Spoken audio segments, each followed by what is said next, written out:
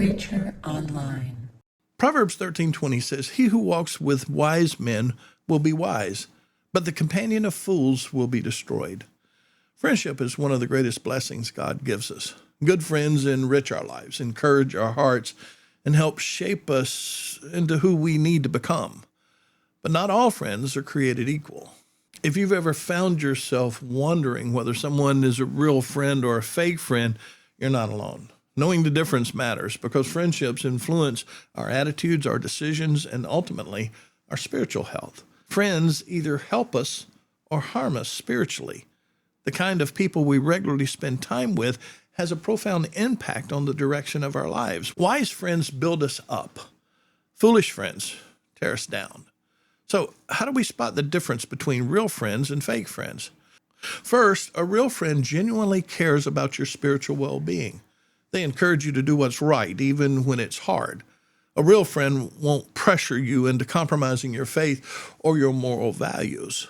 On the other hand, a fake friend often tries to persuade you to do things you know aren't right. They may say things like, "Nobody's going to know. Everyone else is doing it." A fake friend doesn't have your best interest at heart. They prioritize popularity, fun, or their own desires above what's truly best for you. Second, real friends stick around when things get difficult. Proverbs 17:17 says, "A friend loves at all times, and a brother is born for adversity."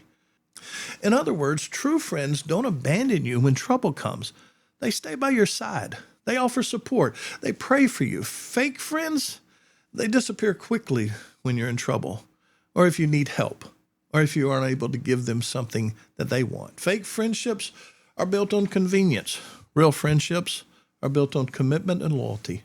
Third, real friends tell you the truth, even if it's uncomfortable.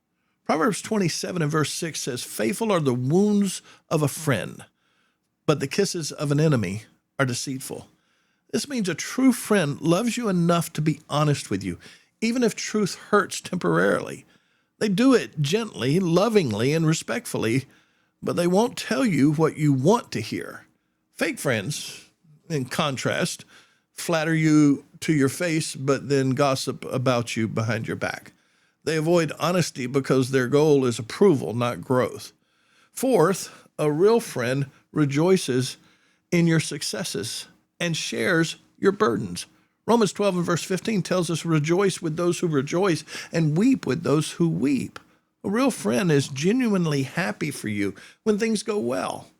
They're not jealous. They're not threatened by your achievements.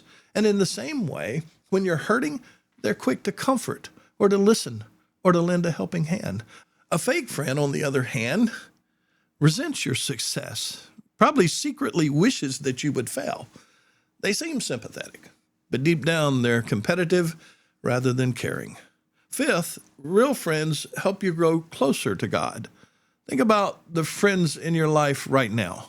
Do they encourage you spiritually, or do they pull you away from your faith?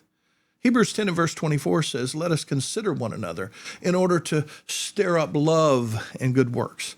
Real friends inspire you to love God more deeply, to serve Him more faithfully, and to live your life more fully for Christ. They help you to become a better person.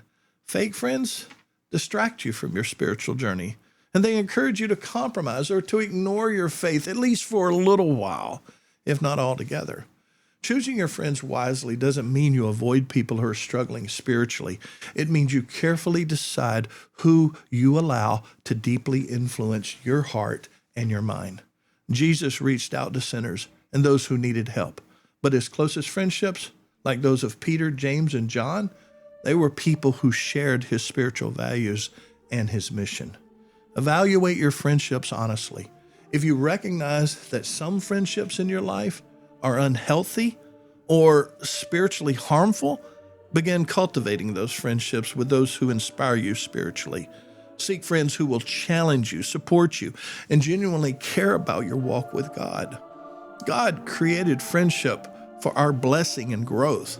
Let's choose wisely and surround ourselves with people who will help us grow closer to the Lord. That's your Faith in 5 for this week. God bless you. Be strong.